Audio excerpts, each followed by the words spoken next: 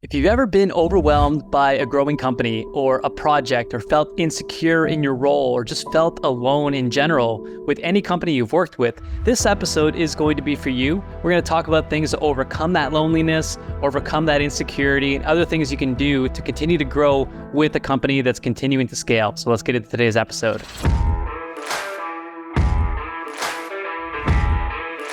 Okay, this is going to be a little bit of a different format. I'm going to be as vulnerable as possible, but I also want to leave you with 5 things that I've done personally that continues to help me as things grow with the companies that I'm a part of. And again, because I want to share my story, I'm going to stumble my way through this. It's not going to be as polished as normal, but I hope by being a bit vulnerable, it does help you be vulnerable as well in your own life. So welcome to the PartnerUp Profits podcast. For those of you listening for the first time, we usually talk about affiliate marketing, influencer partnership strategies, and anything else that can level up your business and help you scale profitably with partnership marketing strategies and tactics. Now, even though this episode is going to be a bit more on the personal side today, it still helps you because we all have emotions. We all have feelings. We all deal with insecurities from time to time, and I'm no exception. And I by no means have this figured out, but as I was going through a planning strategy today with some of my team members, I started thinking about how much progress I've made in this realm of things, and how if I were to talk to my team and encourage them to do a couple things as they continue to grow and level up in this company, as well as any company out there that you're working for, these are things that would have helped me from the beginning and wish I would have known sooner. So we are going to talk about tactical things you can always do, partnership strategies, but today I really want you to focus on yourself. And by helping yourself, by serving yourself, you're going to help others and yourself as the transition continues, okay? So growing companies and leveling up and feeling insecure and unknown about how to do things properly or effectively is completely normal, okay? If you're not growing, you're dying. You've probably heard that before. I don't know if I fully agree with that, but I do understand the necessity for challenging yourself, rising to the occasion, and making a plan as you go. Becoming a team lead helped me be a better dad whenever I finally became a father. However, becoming a father then developed and helped me become a better team lead, okay? And now courage for me, I used to look at courage and strength as like grown men don't cry, you don't talk about your emotions, you don't let people see your fear or anything like that. And that can really work well if you're in a poker game or something like that, okay? But I believe that the true measurement of courage, especially being a father and in a relationship, the true measure of courage is vulnerability. Being able to share things, being able to be open, talk, express anger, express frustration, express happiness. Now, we're going to get into how this tactically breaks down to a company level and being a part of a team, but I want you to take this and think about this as I'm going to be vulnerable. I'm opening up to you today. I'm going to try to share as much as I can based on my personal experience and what's worked for me, and hopefully it does work for you. Today's episode is going to focus on 5 things that if you're feeling overwhelmed and insecure, you can start to do these things over time, and it should help you overcome that insecurity or that feeling of just being alone. And let me tell you, from going from a company with 5 people to going to companies now with 150 people, it's a big transition. And there's times where if you're not speaking up and getting in front of the crowd, you're going to continue to get left behind and feel a little bit lonely, okay? So first off, always express gratitude to somebody when you feel like you're not getting gratitude for yourself. I know this is kind of counterintuitive, but from my experience, when I feel frustrated about lack of progress, or I'm frustrated at a situation, etc., I don't feel recognized maybe, whether it's in a relationship or business, I actually like to flip the script. I like to think about people and really practice that gratitude of what am I actually thankful for and who am I thankful for? And how can I reflect that to them today? Because you don't know who needs it. And it also, by giving, you actually get back a little bit of that emotion that you're putting out there. And who knows, maybe they're actually going to give you something back as well that's going to kind of prop you up and make you feel better that day. So I've definitely implemented this quite a bit. So express gratitude to people and be vulnerable about what's happening in your life. Number 2, know that you're not alone. Regardless of if you're the CEO, the owner, or you're just starting with a company, everybody's feeling this at some point in time, and you don't really know what the struggles are other people are facing. So obviously, be as kind as and empathetic as you can to as many people as you can in any given day of your life. When it's you, give yourself some sympathy, give yourself some forgiveness, and know that you are not alone in this situation. And this is the biggest skill as well, okay? The biggest skill is follow through, consistency, seeing something through to the end. That's always been a truth to some degree. But as we continue to evolve, whatever generations are coming, it's not to say it's generational, that every next generation is going to be worse, but consistency and follow through is always going to be a really valued skill for for yourself as well as people that are in your life. And the key thing that I learned is I went to something called 40 Years of Zen. For those of you who don't know, you can Google it and check it out. It's basically an advanced brain training session you do for a 7-day retreat. And you're getting to eat a bunch of great foods, and you get to kind of do debriefs on the traumas that you've experienced maybe in your life. And it sounds like a bit more therapy, and to some degrees it is therapy, but it's more advanced than that. So you're doing a lot of connections with the brain and watching activity in the brain, and you're doing like biohacking. So anyways, I'll let you figure that out and what that looks like, but it was great. I'd recommend it. Through the process of this, I thought I was going to come out of there fixed. I thought I was going to leave 40 Years of Zen or any brain training or any therapy fixing the issue. And what I realized is that it's not about fixing the issue, at least for me. This was my experience. The thing for me was that I needed to be aware of things. I needed to bring awareness to it and then bring an intent to that awareness. And even if it's not fixed, so I might still get angry at things. Some things might still pique that anger, make me frustrated.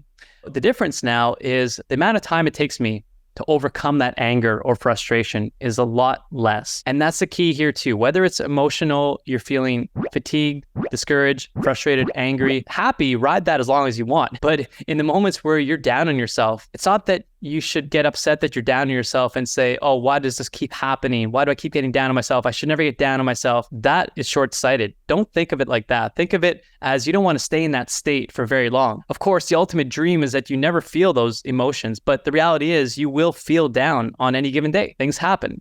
Okay, life happens. It's okay to embrace that, but don't beat yourself up for feeling it. But then also try to decrease the amount of time spent in that state and the amount of time that it takes you from going from that state back to your regular high performance happiness state. That's what I'm continuing to work at. At first, I was a little bit thrown back. I thought that I was never going to be angry again. I thought I was never going to have frustrations or no pet peeves. That wasn't the case. They still happen, but my awareness now is there and I have an intent to not let it get to me and I can process it better. So that is number 2, okay? Know you're not alone. Challenges are normal. And process it, feel it, don't get discouraged by it, but also try to decrease the amount of time you spend within that state. Other thing you can do is get on culture calls or friend calls or opportunities to share with people. You don't always have the time to do so in a team environment when you're talking maybe strategies or day-to-day project planning, things like that. But it doesn't mean you shouldn't have an opportunity to express your emotions or your thoughts or just a rant. It's so therapeutic to rant to people in a safe environment.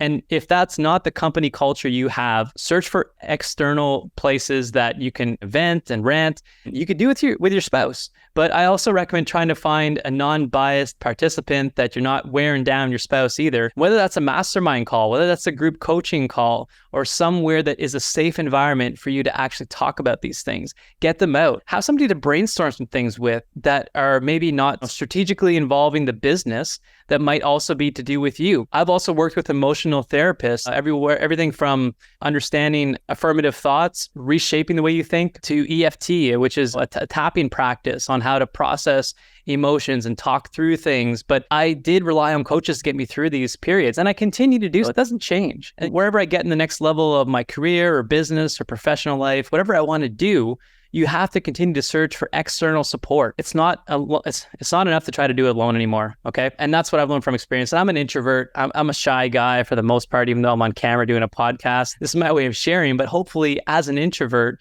you can understand that. You can appreciate it and understand that you need these mechanisms to process things a little bit better. So that's number 2, is also get on a culture call, talk to somebody as you're feeling that alone feeling. Number 3, get clear on your strengths and weaknesses and make a plan and decide to level up or not. So this is not an epiphany, but it's something you have to really consider and be vulnerable and look in the mirror. I didn't do this in my 20s, probably even effectively in my early 30s. Now that I'm verging on year 40 here, it's a cliche saying, but the older I get, the less I actually think that I know. And I'm very clear now, and I'm getting clearer by the day because I continue to do this practice on what my strengths are, what my weaknesses are. So opportunities for growth, relabel that one. It's not a weakness, it's just an opportunity.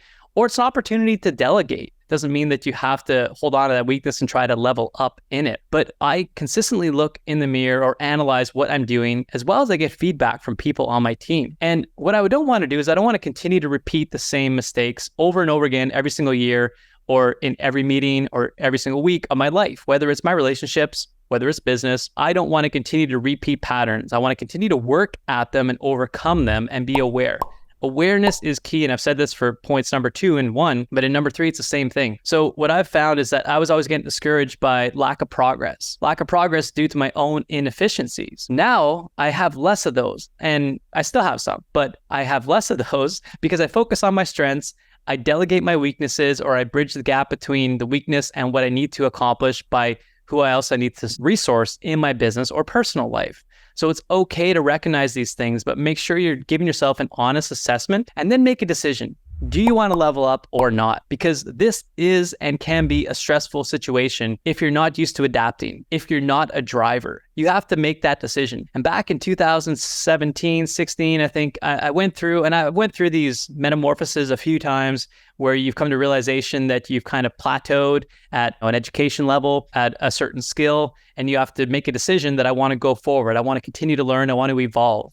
So make that decision for yourself. Make sure it aligns with your core values of your life and keeps you in alignment with those. And once you have, continue to make a plan and start implementing that plan to get better. And that's also going to alleviate the stress you incur over and over because you're repeating the same patterns, because you're not assessing your strengths and weaknesses effectively and consistently. Number 4, look back at how far you've come. We often don't do this, especially with there's the next shiny object. There's the next plan. There's the next milestone you have to achieve. And everybody talks about balance these days. So I don't want this just to be about balance, but this has truly helped me because I'm the guy that arrives at where I wanted to go and it took me 2 years to get there. And then all of a sudden I just go, well, I guess I'm going to be on to the next project. And I don't even celebrate. I don't take it in. And by not doing that, you're never truly satisfied. You're never getting either that dopamine hit or that nice feeling of accomplishment, and you're never being grateful for what you've done and recognizing it. And I don't really know what the perfect answer is as to how much time to spend in that zone, but I know that I personally haven't spent enough time doing that. And when I find myself discouraged with current progress or feeling like I'm a little bit behind on things. And this happens a lot. This, again, the goal isn't to never feel this. It's to try to avoid staying in those states for prolonged periods of time. So for me, now when I feel that, I automatically go to steps 1, 2, and 3, like I just outlined. And then step 4 is, isn't it great that we have these issues? Isn't it awesome that we get to solve this problem together this year, that we've leveled up, that we have to achieve this next milestone and we have to stretch, we have to learn things we never had to learn before, and we had this opportunity. Because if you look at it as an opportunity rather than, oh, this sucks, this is a bottleneck, I hate this, oh, I wish everything could be perfect. Nothing's gonna be perfect. The only consistency is inconsistent things and life, and continue to adapt. So that's another thing that I do. It's number 4 is look back how far you've come and appreciate that and the opportunity to continue to build and do something different and challenging that expects more of you. That's a good thing. Number 5, balance. Stay balanced no matter how many challenges come about. Now, this kind of ties into number 4, and maybe this was a bit of a cop-out, but I do truly feel that for myself, I get caught up in, I'll work out whenever I've got these problems solved, or I'll have time once I reach this one milestone. And again, I fall victim to this maybe more than anybody out there, but I really try to circle back. I remember Jerry Seinfeld, who I love as a comedian, but he's a very deep thinker too. And I listened to a Tim Ferriss episode once of him talking about the rule of never twice. So he might miss a workout one day, but it's never 2 days in a row. And I like to try to implement that in my life as much as possible. But the point is, no matter how overwhelmed, how alone you feel, or how much you feel like there's a deadline you have to hit, or insecure that if you don't hit things or achieve that objective, that you're going to get fired, or whatever the case is, the worst case scenario, think about your health, your core values, your family, your friends, the things that you want in your life, regardless of what's happening in business. And the perfect situation is the harmony and alignment of business and personal life. I've been very blessed and fortunate to continue to build a life that doesn't feel like this is business or personal. I get to integrate both. I love what I do because I've worked at this. It wasn't always the case. I had to bounce around. I had to decide that that's not for me and this is for me, and continue to be honest with myself, because there's been things that have paid a lot of money that I've had to now turn down because I don't like doing that and I'm not the best at doing that. But the thing that I circle back to now the most, especially being a father and wanting to be there for my children, my family, and have a long, thriving relationship with everyone that is with me, and for what I really want to be known for at the end of my life, that has to stay in alignment now.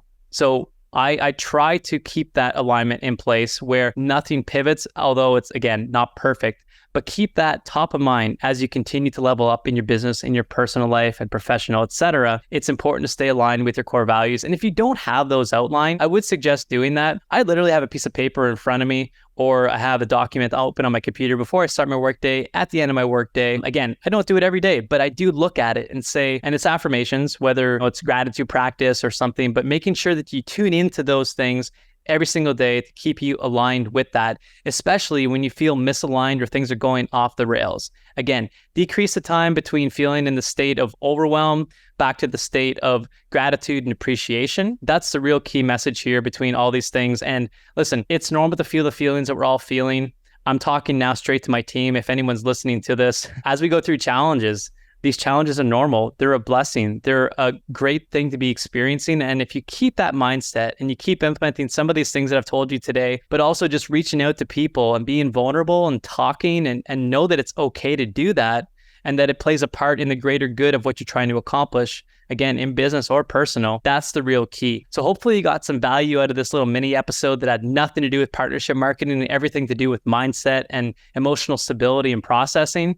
I love this stuff. I'm also passionate about this side of it because it's due to the things that I've done within this episode that have allowed me to shift my thinking to become more successful in business. And if I would have just focused on business and the next training on how to level up in a certain skill alone, not to say you shouldn't do that, I wouldn't have had the emotional processing or the EQ powers to deal with people and my own processing of emotions and everything else that I'm experiencing as I have to continue to adapt. So that's it for today's PartnerUp Profits episode.